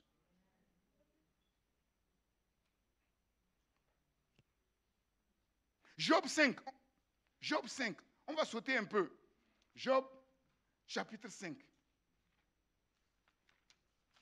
Je lis. Verset 17. Donc, ce texte-là, Deutéronome 8 est parallèle à Hébreu 12, hein, sur lequel j'ai parlé dimanche dernier, et Job 5 est parallèle à Hébreu 12. Donc, on va plus loin dans les choses concrètes qui touchent notre éducation par le Père Céleste. Verset 17. Heureux l'homme que Dieu châtie. C'est ce que Hébreu 12 dit. Ne méprise pas la correction du Tout-Puissant. C'est ce que Hébreu 12 dit. Il fait la plaie et il bande. Il blesse et sa main guérit. 6 fois, il te délivrera de l'angoisse. Et 7 fois, le mal ne t'atteindra pas. Il te sauvera de la mort pendant la famine et des coups du glaive pendant la guerre. Tu seras à l'abri du fléau de la langue. Dieu va te garder des calomnies, les mauvaises paroles là, qui détruisent l'être humain de l'intérieur. Tu seras sans crainte quand viendra la dévastation. Tu te riras de la dévastation comme de la famine. Et tu n'auras pas à redouter les bêtes de la terre, car tu feras alliance avec les pierres des champs. Et les bêtes de la terre seront en paix avec toi. Tu jouiras du bonheur sous ta tente. Tu retrouveras tes troupeaux en complet. Tu verras ta postérité s'accroître et tes rejetons se multiplier comme l'herbe des champs. Tu entreras au sépulcre dans la vieillesse, comme on emporte une gerbe en son temps. Verset 27. Voilà ce que nous avons reconnu. Voilà ce qui est à toi d'entendre et de mettre à profit. Qu'est-ce que vous pensez de cela? Heureux l'homme que Dieu châtie, ne méprise pas la correction de Tout-Puissant. Comme je l'ai dit, c'est parallèle à Hébreu 12. Mais qu'est-ce que vous pensez? Ici aussi, l'épreuve comme un moyen éducatif. Pas forcément comme un moyen de châtiment, mais comme un moyen éducatif. Le désert est les deux. Vous avez bien écouté le texte. Qu'est-ce que vous pensez? Si vous ne pensez rien, on va avancer. Parce que c'est compliqué, ce n'est pas évident. Il est question de châtiment. Le mot châtiment signifie reprendre, corriger. Le mot reprendre, en fait, a une connotation juridique. C'est-à-dire que dans un procès, on reprend le coupable. On reprend le coupable pour le convaincre que ce qu'il a fait, ce n'est pas bien, pour le convaincre de son tort, et ensuite pour l'amener à réparer son tort. Par contre, le mot corriger, lui, a une connotation pédagogique. Pédagogique. On corrige un enfant par des paroles et, si nécessaire, par une juste punition pour ses fautes afin qu'il ne recommence plus. Donc, en fait, ce que Eliphaz dit ici, ça a l'air correct. Ça a l'apparence de la sagesse. Mais est-ce que c'est vraiment conforme à la vérité? C'est ce que nous allons voir. De la même manière que le poème de Kipling a l'apparence de la sagesse, mais est-ce qu'il est conforme à la vérité vers la fin? On a vu que ce n'était pas tout à fait ça. Pourquoi? Eliphaz dit que Job, il est en train de souffrir parce que Dieu est en train de le châtier à cause de ses fautes. Mais est-ce que c'est cela? Mais non. Mais si c'est comme ça, toute l'humanité allait connaître pire que Job. Puisque Dieu lui-même a dit, sur la terre, il n'y a personne comme lui. Il n'y a personne comme lui. Donc, Eliphaz dit, si tu acceptes le châtiment, si tu acceptes que c'est à cause de tes fautes, et tu te détournes, tu vas voir, tu vas retrouver le bonheur. Dieu te châtie pour te faire progresser dans la foi. Et tout ce que Eliphaz dit, comme je l'ai dit, c'est conforme aux vérités qui sont proclamées dans le Proverbe 3, versets 11 à 12, et cité dans Hébreu 12, 5. Donc ça a l'apparence de la sagesse. Mais le problème, le malheur, c'est que l'affirmation d'Eliphaz n'est pas du tout conforme à la situation que Job était en train de traverser. Ah, faisons attention. Quand vous voyez un frère, une sœur passer par une situation difficile, par la souffrance, je t'en prie, garde ta langue. Garde ta langue. Quand tu ne sais pas ce qui se passe, le pourquoi et le comment de la chose, garde ta langue. À la fin, la colère de Dieu s'est enflammée contre les amis de Job. Contre les amis de Job. Vous voyez quelqu'un malade, garde ta langue. Si tu n'es pas sûr que ce que tu vas dire est conforme à la vérité de la parole de Dieu et que Dieu te demande de le dire, je t'en supplie, il vaut mieux ne pas prendre ton téléphone pour appeler. Il vaut mieux prier dans ta chambre, Seigneur, fais grâce à notre sœur guérie. Et là, tu auras fait une bonne action. Plutôt que de te lancer dans des choses que tu ne connais pas, que tu crois connaître, mais qui te dépassent infiniment. Job n'était pas châtié par Dieu pour qu'il grandisse dans la foi, mais c'était le contraire. Job était soumis à une épreuve qui était destinée à démontrer que sa foi était solide. Vous voyez le contraste. Le verset 18, Dieu, il dit, c'est Dieu qui fait la plaie, c'est lui qui bande, c'est lui qui blesse et sa main guérit. Rendez continuellement grâce à Dieu. Quelqu'un t'a blessé, hein?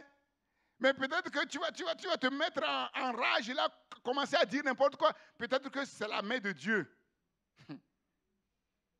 C'est que c'est la main de Dieu. Comme Balaam avec l'âne, qui va martyriser son âne, qui était en train de tout faire pour l'empêcher de mourir. Peut-être que cette blessure-là, à cause de cette blessure, tu vas comprendre quelque chose et Dieu va te guérir et ça ne va pas amener autre chose. Mais tu ne sais pas. C'est ça. C'est une grande vérité, effectivement, qui est proclamée ici. C'est-à-dire que les souffrances, la joie, le bonheur, tout vient de Dieu. Et c'est la proclamation de la souveraineté absolue de Dieu dans l'univers, sur le bien comme sur le mal. Il n'y a rien qui arrive sans que Dieu le veuille, sans que Dieu l'ordonne, sans que Dieu le permette. Aussi bien le bien que le mal. Et le Dieu a le pouvoir de canaliser le mal pour le bien. Alléluia. Voilà pourquoi il ne s'inquiète pas quand le mal est sur la terre. Il canalise. Il canalise. C'est un Dieu souverain. N'attends pas que les choses aillent bien pour rendre grâce à Dieu. Ce Dieu souverain est capable, oui, de canaliser le mal qui t'arrive pour un grand bien dans ta vie. C'est ça, la vérité de Dieu.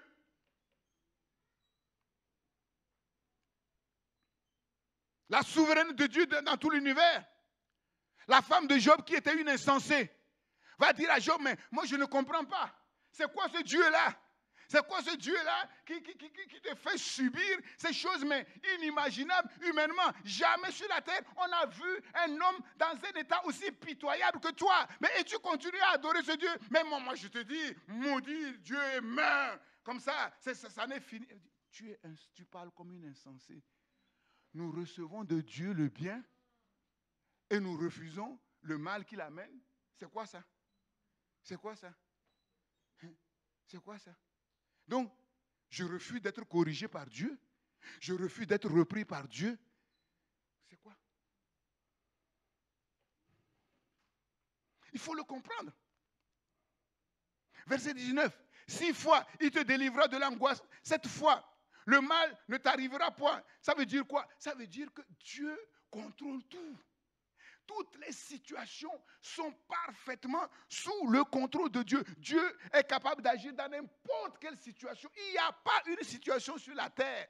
Le cas de Job. Quelqu'un a-t-il vécu ça ici? Non. Non. Ce que nous appelons nos épreuves là. Devant l'épreuve de Job, peut-être que je ne sais pas, c'est les égratignures, comme Paul disait. C'est les égratignures. Oui, c'est les égratignures. Mais Dieu a agi. Dieu a agi.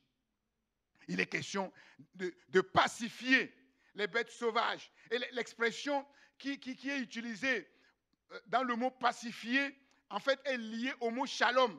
dans sa signification très riche. Ça veut dire que quand on est éduqué par Dieu, on se laisse éduquer, on se laisse corriger pour Dieu. En fait, le fruit qui en découle, c'est vraiment la shalom, mais dans un sens mais très très riche. C'est-à-dire non seulement la paix, la prospérité, le bien-être. Même les bêtes sauvages même deviennent tes amis. On envoie un lion, il vient, et quand il arrive chez toi, il commence à te caresser, il commence à se coucher à tes pieds. C'est ce que ça veut dire, un peu comme Daniel, on l'a jeté dans la fosse au lion.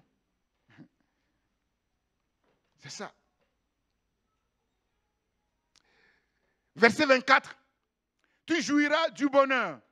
Je vous avais dit, la vraie définition du bonheur, c'est tu ne manqueras de rien.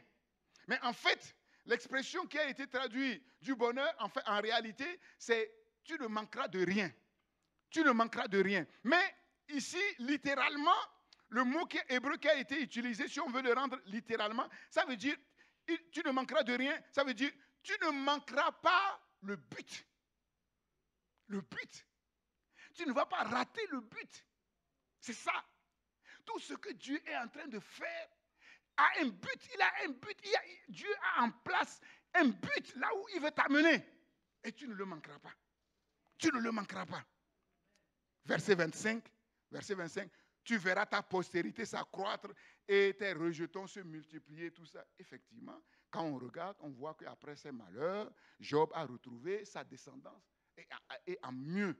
Et la Bible dit qu'il a été rassasié de jour. Rassasié de jour. Cette expression, on la trouve en rapport avec Abraham, en rapport avec Jacob, en rapport aussi avec David. Rassasié de jour, c'est ce que je dis. Une fois qu'on est bien corrigé, que Dieu a fait son travail, et vogue le navire. La vie devient un long fleuve tranquille. Alléluia. Alléluia. Et cette expression, curieusement, j'ai cherché, cette expression peut être comparée, en fait, être rassasié de jour, elle peut être comparée à une gerbe d'épis mûrs. Donc, si on veut le rapporter à notre thème, au cep et à la vie, je vous avais dit que l'important dans notre vie, c'est que les fruits soient cueillis au bon moment, c'est-à-dire à la maturité optimale. C'est-à-dire quoi? C'est-à-dire que quand Dieu va venir nous enlever, il ne va pas venir nous enlever n'importe comment. Il va venir nous enlever au moment où c'est le meilleur moment, où c'est bien pour toi.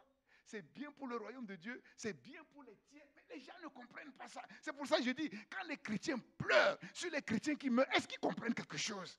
Ils ne comprennent rien. Ils attristent le ciel. Parce que quelqu'un qui a bien vécu, bien marché avec Dieu, la mort du juste a un grand prix aux yeux de l'Éternel. Dieu ne permet pas que son enfant, son fils, sa fille qui a marché avec lui soit pris comme ça n'importe comment. Jamais! Voilà pourquoi moi, je n'ai pas peur de la maladie. Je n'ai pas peur de ceci, je n'ai pas peur des accidents. Non. Si je dois mourir, Dieu a prévu que je meure dans un accident, je mourrai par un accident. Si Dieu a prévu que je meure par une maladie, je mourrai. Mais si Dieu n'a pas prévu que je meure dans un accident, l'avion peut tomber dans un océan.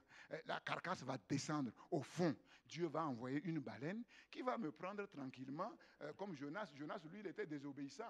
Donc toi, tu n'es pas désobéissant. Si Dieu a envoyé pour chercher un désobéissant qui s'est repenti, à combien plus forte raison injuste, qui va t'amener tranquillement au bord.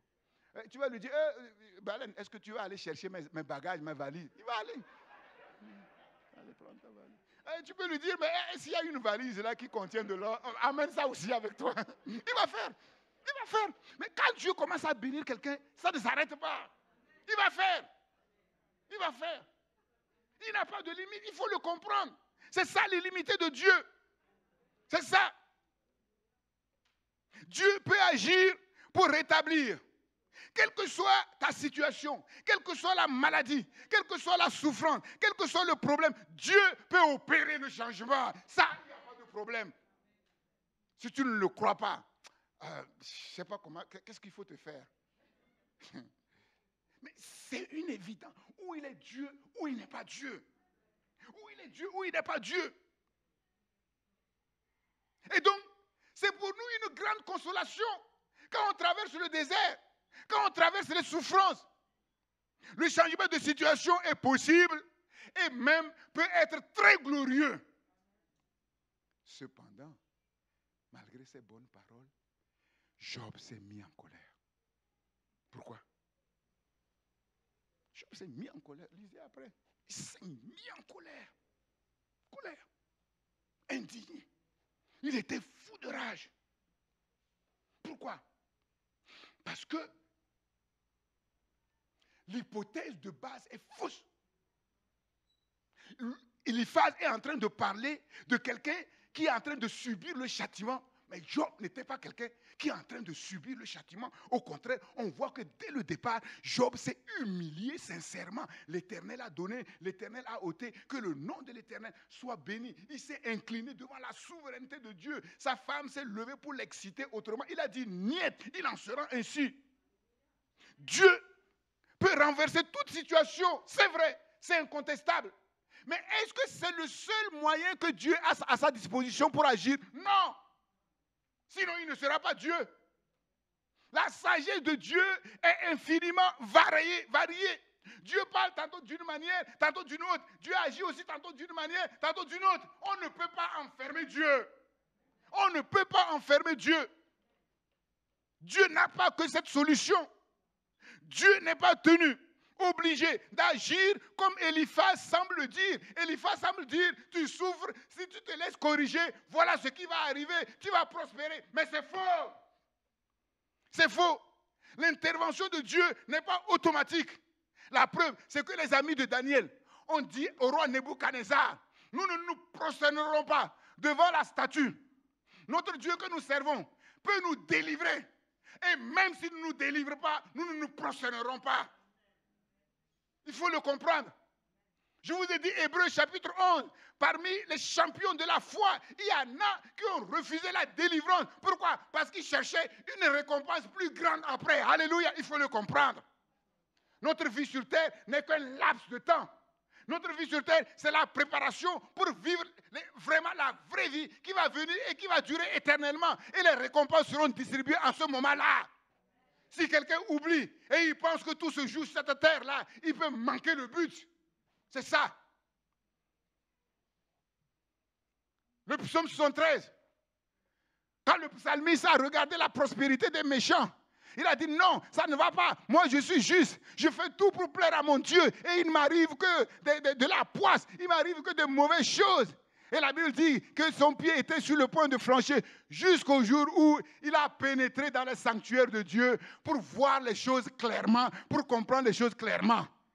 Est-ce que quelque chose a changé, oui ou non? Est-ce que Dieu a dit, puisque c'est comme ça là, on va le récompenser un peu, on va lui donner quelques millions, quelques milliards. Est-ce qu'il a reçu quelque chose comme ça? Non. Mais est-ce qu'il est sorti heureux? Oui. Il dit, mais j'étais fou. Je ne comprenais pas les choses. Je ne voyais les choses que, comment on dit là, le bout de nez, non? Je ne comprenais pas. Dieu n'a pas seulement en vue notre vie sur cette terre. Sur la terre, il n'y a rien. C'est parce que tu ne vois pas. Si tu voyais clairement, si Dieu te montre, ne serait-ce qu'un peu le royaume de Dieu, tu vas supplier Dieu de t'enlever. Vite, vite, vite. De te faire partir vite, vite, vite. Ce n'est pas parce que tu n'as rien. Hein. Ce n'est pas parce que tu n'as... Même si tu as des milliards, même quand tu vois ça, tu te dis, mais Seigneur, pourquoi tu nous fais perdre notre temps sur cette terre à souffrir? Mais Dieu dit non, pour aller au ciel, il faut que tu sois corrigé sur cette terre. Parce que si on fait grâce aux méchants, si quelqu'un n'est pas corrigé sur la terre, mais il n'apprendra pas la crainte. Dans le royaume, il va continuer à faire n'importe quoi. Et on ne veut pas avoir des hommes qui vont être comme Lucifer dans le ciel. Et c'est au ciel qu'ils vont se lever pour mettre le bazar. Non, non, non, c'est fini là. C'est fini. C'est tout. Donc, en réalité, mais Enoch qui était agréable à Dieu, est-ce que c'est lui qui a vécu le plus longtemps? Mais non. Non. Je termine. Quelles leçons pouvons-nous tirer des paroles d'Eliphaz? C'est très important. Les paroles, même les plus encourageantes, qui paraissent être sages, peuvent se trouver être vaines, vides, quand elles sont dépourvues de vérité. Quand elles sont dépourvues de vérité. Et Eliphaz, en commençant, chapitre 4, verset 9, il commence à dire que les voies de Dieu sont insondables, qu'on ne peut pas les sonder. Mais après, il semble dire que lui, il les a quand même sondées. Et il les a comprises. Et il peut les enseigner. Et il s'appuie sur quoi? Sur ce sur quoi les faux pentecôtistes s'appuient. Il a eu une vision. Il a eu un songe. Mais, lisons ce songe, vous allez voir. Un songe qui fait froid aux dieux, qui fait froid au dos. Et regardez, verset 12. Verset 12. Job 4, verset 12. Une parole est arrivée furtivement à moi, et mon oreille en a recueilli les sons légers. Au moment où les visions de la nuit agitent la pensée, quand les hommes sont livrés à un profond sommeil, je fus saisi de frayeur et d'épouvante, et tous mes os tremblèrent. Il était en vision, là. C'était un songe. Un esprit passa près de moi. Ah, vous savez, les faux pentecôtistes, c'est ça. Hein? Dieu m'a dit, le Saint-Esprit m'a dit. Un esprit passa près de moi. Tous mes cheveux se hérissèrent. Ah, il y a comme une électricité. Voilà, là, c'est sûr, c'est Dieu. Dieu qui est en train, l'Esprit de Dieu qui est en train d'agir. L'Esprit de Dieu. Vous voyez, c'est sérieux, hein? Une figure d'un aspect inconnu était devant mes yeux. Donc, il voyait quelque chose. Il voyait quelque chose. Et j'entendis une voix qui murmurait doucement. Tu vois, le Dieu d'Élie, le murmure doux, et lui, il a atteint le sommet. Il a atteint doucement. L'homme serait-il juste devant Dieu? Serait-il pur devant celui qui l'a fait? Donc, tout ce qu'il dit là, il est en train de dire, Dieu le lui a dit, dans une vision, dans un songe, un esprit est venu. Ah, il a senti, ses cheveux s'hérissaient, l'électricité. Vous voyez? Et après, on va dire, ah, pasteur, moi, je suis sûr que ça vient de Dieu. Après, on voit, ça ne vient pas de Dieu. Après, Dieu s'est mis en colère. Il s'est mis en colère. Il fallait qu'ils aillent se prosterner devant Job et demander pardon pour que Job prie pour eux. Sinon, Dieu allait les anéantir. Parce qu'ils n'ont pas parlé droitement. Ils n'ont pas parlé droitement. Il faut faire attention. Les pentecôtistes laissent la vérité de la parole de Dieu pour aller courir après les songes, courir après les visions. Job, il s'appuie sur une révélation nocturne et il s'appuie aussi sur son expérience. Moi, j'ai vu, j'ai expérimenté. Cependant, on voit clairement qu'il n'a qu'une vue partielle de la réalité de ce qui se passait. Sa découverte était insuffisante. Le pire dans tout ça, là je vais vite, c'est qu'il ne s'en rendait même pas compte. Il était pleinement satisfait de lui-même, des choses qu'il était en train de dire. Il semblait sincère, mais il se trompait sincèrement. La vie est infiniment plus complexe que cela. Et la situation que Job traversait était infiniment plus complexe que cela. Le pire, la fin de son discours, il va parler à Job comme un grand maître qui parle à un petit garçon. Il dit, voilà ce que nous avons reconnu. Voilà ce qui est à toi d'entendre et de mettre à profit. La traduction littérale, à toi d'écouter et d'en faire ton profit. C'est-à-dire, reconnais-le pour toi-même comme une instruction donnée à un maître d'école, à un élève ignorant, insoumis, capricieux. Eliphaz, là, se montre hautain. On comprend donc l'indignation de Job, blessé dans sa dignité par ce ton arrogant venant de quelqu'un qui croyait savoir, mais au final qui ne savait rien. Job en savait même plus que lui. À la fin, sur ordre de l'Éternel, il vient s'humilier devant Job afin que Job prie pour lui, pour que Dieu ne le frappe pas. Les choses sont beaucoup plus complexes que ce que nous voyons. Voilà pourquoi nous avons besoin de nous confier entièrement à l'Éternel pour nous laisser éduquer, pour nous laisser corriger, afin de ne pas manquer le but, afin que nous ne décrochions pas quand humainement, il n'y a rien à comprendre. Quand il n'y a rien à comprendre, Dieu, lui, comprend tout. Dieu, lui, comprend tout. Et je vais conclure avec ce passage. Jacques, chapitre 5, verset 7. Soyons donc patients, frères. Quand on a l'impression que les choses tardent, Dieu est en train de travailler, comme je l'ai dit, sur d'autres leviers, jusqu'à l'avènement du Seigneur. Voici le laboureur attend le précieux fruit de la terre, prenant patience à son égard, jusqu'à ce qu'il ait reçu les pluies de la première et de l'arrière-saison. Vous aussi, soyez patients, affermissez vos cœurs, car l'avènement du Seigneur est proche. Ne vous plaignez pas les uns les autres, frères, afin que vous ne soyez pas jugés. Voici le juge est à la porte. Verset 10. Prenez, mes frères, pour modèle de souffrance et de patience les prophètes qui ont parlé au nom du Seigneur. Voici, nous disons, bienheureux ceux qui ont souffert patiemment. Vous avez entendu parler de la patience de Job et vous avez vu la fin que le Seigneur lui accorda, car le Seigneur est plein de miséricorde, plein de compassion. C'est un Père céleste rempli d'amour, rempli de sollicitude pour les enfants et qui ne veut qu'une seule chose, c'est que nous puissions atteindre le but, c'est que nous puissions porter beaucoup de fruits, porter plus de fruits à la gloire du Seigneur, que son nom soit élevé, que son nom soit béni. Je vais vous demander de vous lever et nous allons demander pardon à Dieu. Pardon, vraiment, pour notre manque de reconnaissance. Est-ce que quelqu'un peut dire ici qu'il obéit à cette parole qu'il connaît? Rendez continuellement grâce à Dieu. Est-ce que quelqu'un peut dire qu'il le fait? Non. Non. Le monde, on le comprend. Ils ne connaissent pas Dieu. Ils se prennent pour des demi-dieux. Mais nous, nous connaissons Dieu. Est-ce que nous sommes aussi reconnaissants à Dieu comme nous devons l'être, ou nous restons focalisés sur nous-mêmes et sur les choses que nous n'avons pas pour laisser le diable voler et enlever la joie du Seigneur de notre cœur pour rien? Demandons pardon à Dieu pour toute l'humanité qui est dans le chaos. Et Paul dit, c'est à cause de deux choses.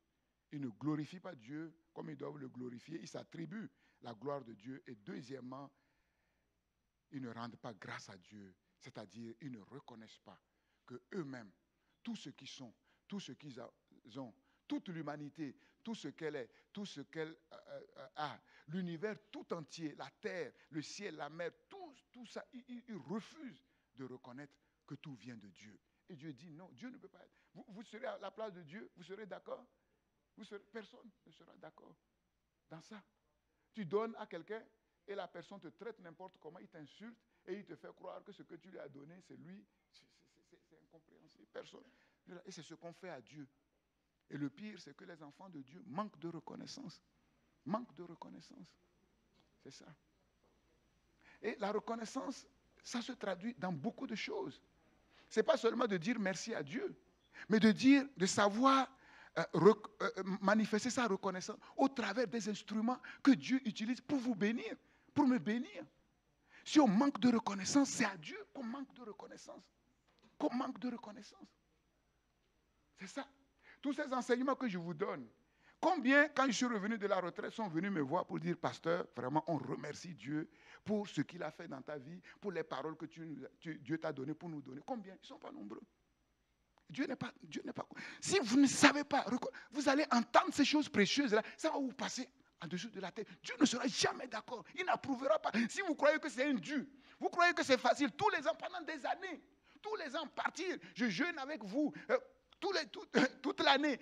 Et juste après le jeûne, je pars, je cherche Dieu. Et vous venez vous écouter comme ça, vous croyez que c'est un Dieu, en sachant que tout ce que vous avez, c'est la parole qui vous est enseignée, qui amène ça. Si vous ne savez pas manifester concrètement cette reconnaissance, Dieu ne sera pas d'accord. De la même manière que si les enfants ne savent pas honorer leurs parents, reconnaître qu'ils sont nés de leurs parents, la mère a porté l'enfant pendant 9 mois, elle a souffert, et on a fait sa couche, tout ça là, à cause de petites choses là, on traite maman comme n'importe quoi, on traite. Dieu ne sera jamais d'accord. Jamais. Jamais. Jamais. Jamais. Donc il faut que quelque chose change à ce niveau-là. Il faut que quelque chose change à ce niveau-là. Il y en a qui sont venus me voir concrètement pour dire, ah Seigneur, même le premier jour du jeûne où je suis arrivé, il y a une soeur qui m'attendait. Elle dit, ah Seigneur, vraiment, je remercie Dieu, je sais que c'est pour nous que tu es allé. Mais ils ne sont pas nombreux. Ils ne sont pas nombreux. Vous avez vu l'indignation de Jésus devant ces lépreux-là. Un seul est revenu, et c'est un Samaritain. On croit que c'est un Dieu. On croit, non, ce n'est pas un Dieu. Ce n'est pas un Dieu. Dieu ne nous doit rien. Dieu ne nous doit rien. C'est nous qui devons tout à Dieu. Mais on ne prend pas suffisamment conscience de cela. On est pris par toutes sortes d'activités. On court à gauche, à droite, on s'affaire pour beaucoup de choses, comme Marthe. Mais on oublie l'essentiel. Et si on oublie l'essentiel, c'est impossible que Dieu nous conduise dans les limites. C'est impossible. C'est ça. Donc il faut que quelque chose change. Il faut demander pardon à Dieu pour ton manque de reconnaissance continuelle. Moi, ce que j'ai remarqué, c'est que même les enfants de Dieu, quand ils n'ont pas quelque chose, ils demandent quelque chose, ils font de bons plans, ils disent quand Dieu va donner, je vais faire ça, je vais faire. Mais quand Dieu donne, ils changent. Ils changent. Ils commencent à calculer pour eux-mêmes d'abord. Ils changent. Et vous croyez que Dieu sera d'accord? Non. Non, Dieu ne sera pas d'accord. Seigneur, pardonne-nous, Seigneur. Rien ne nous est dû. Tout est grâce, Seigneur. C'est nous qui te devons tout. C'est nous qui te devons tout, Seigneur. Nous ne faisons pas suffisamment attention aux choses. Même les choses importantes comme les petites choses. On ne fait pas suffisamment attention. On est trop focalisé sur les choses de la terre. On est trop focalisé sur les choses secondaires, Seigneur. Oh, notre Dieu, pardonne-nous. Oui, on peut comprendre que le monde ne te connaît pas. Ils ne connaissent pas les principes de vie. Ils ne connaissent pas les secrets de vie. Ils ne connaissent pas ces choses-là. Et même si ils sont quand même inexcusables, parce qu'ils ne font rien pour connaître. Et nous, tes enfants, qui connaissons ces choses, qu'est-ce que nous faisons de mieux qu'eux, Seigneur? Oui, sinon que de voir ce qu'on n'a pas et de se lamenter. Seigneur, pardon. Pardon. Pardon, Seigneur. La vie que nous avons, beaucoup parmi nous, si nous ne te connaissions pas, beaucoup parmi nous leur corps serait déjà poussière sous la terre. Beaucoup seraient morts, Seigneur, mais on ne sait pas. On ne sait pas. Cette vie, le peu qu'on a, la maison qu'on a, la nourriture qu'on a, et déjà même le fait d'être dans un pays riche, on ne sait pas que c'est un privilège, Seigneur, oh Dieu. On veut obtenir de toi beaucoup de choses, mais on ne sait pas être attentif sur les choses que tu as déjà faites, Seigneur, pour être reconnaissant. Vraiment, Seigneur, reconnaître que tout nous vient de toi. Et quand nous reconnaissons que tout nous vient de toi, alors nous sommes prêts à tout pour toi, Seigneur. Pour entrer dans le tout de Dieu, pour entrer dans les limites de Dieu. Seigneur, pardon pour l'humanité. Pardon pour le chaos, tous ces fléaux, Seigneur, oh Dieu. Tout ça là, c'est le manque de reconnaissance, le refus de te rendre gloire, de reconnaître que tu es Dieu et que tout t'appartient, Seigneur. Tous les hommes, Seigneur, sur la terre t'appartiennent, Seigneur, oh Dieu. Oh Dieu, que l'Esprit de Dieu, au moyen de cette parole, nous apprenne vraiment à te rendre continuellement grâce, Seigneur. Et même dans la souffrance, à t'offrir des sacrifices d'action de grâce en disant, oui, je souffre, c'est difficile, c'est dur, mais je te rends grâce parce que cette souffrance va servir à quelque chose. Seigneur, quelque chose de bon, quelque chose de grand, Seigneur. Oh Dieu, combien dans les prières, Seigneur, beaucoup oublient la reconnaissance, beaucoup oublient l'action de grâce, Seigneur. Ils sont là, toujours en train de demander. Seigneur, donne, comme des mendiants, Seigneur. Oh Dieu, alors que ta parole dit que Dieu sait, il connaît tous nos besoins, Seigneur, oh Dieu. Seigneur, et là où tu es honoré, Père, oui, c'est le balbutiement. C'est en balbutiant, Seigneur. Pour te louer, pour t'élever, c'est difficile.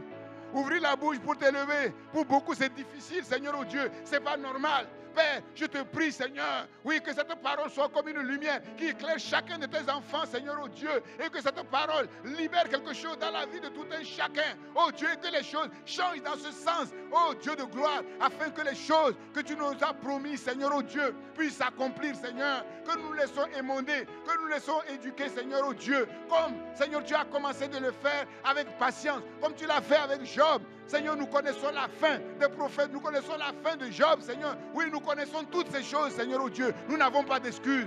Seigneur, pardonne-nous, Seigneur. C'est nous qui te devons tout et non le contraire. Sois loué pour ta patience. Sois loué pour ton amour. Sois loué pour tes compassions. Au nom de Jésus-Christ, notre Seigneur et Sauveur. Amen. Amen et Amen.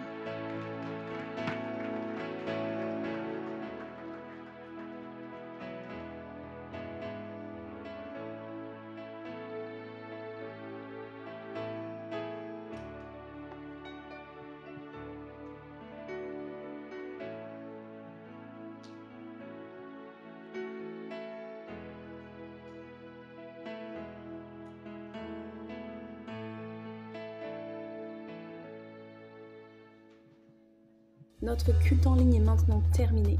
Merci à tous de nous avoir suivis. Vous pouvez nous suivre sur christpourlesnations.com. Nous vous souhaitons une excellente semaine. À dimanche prochain.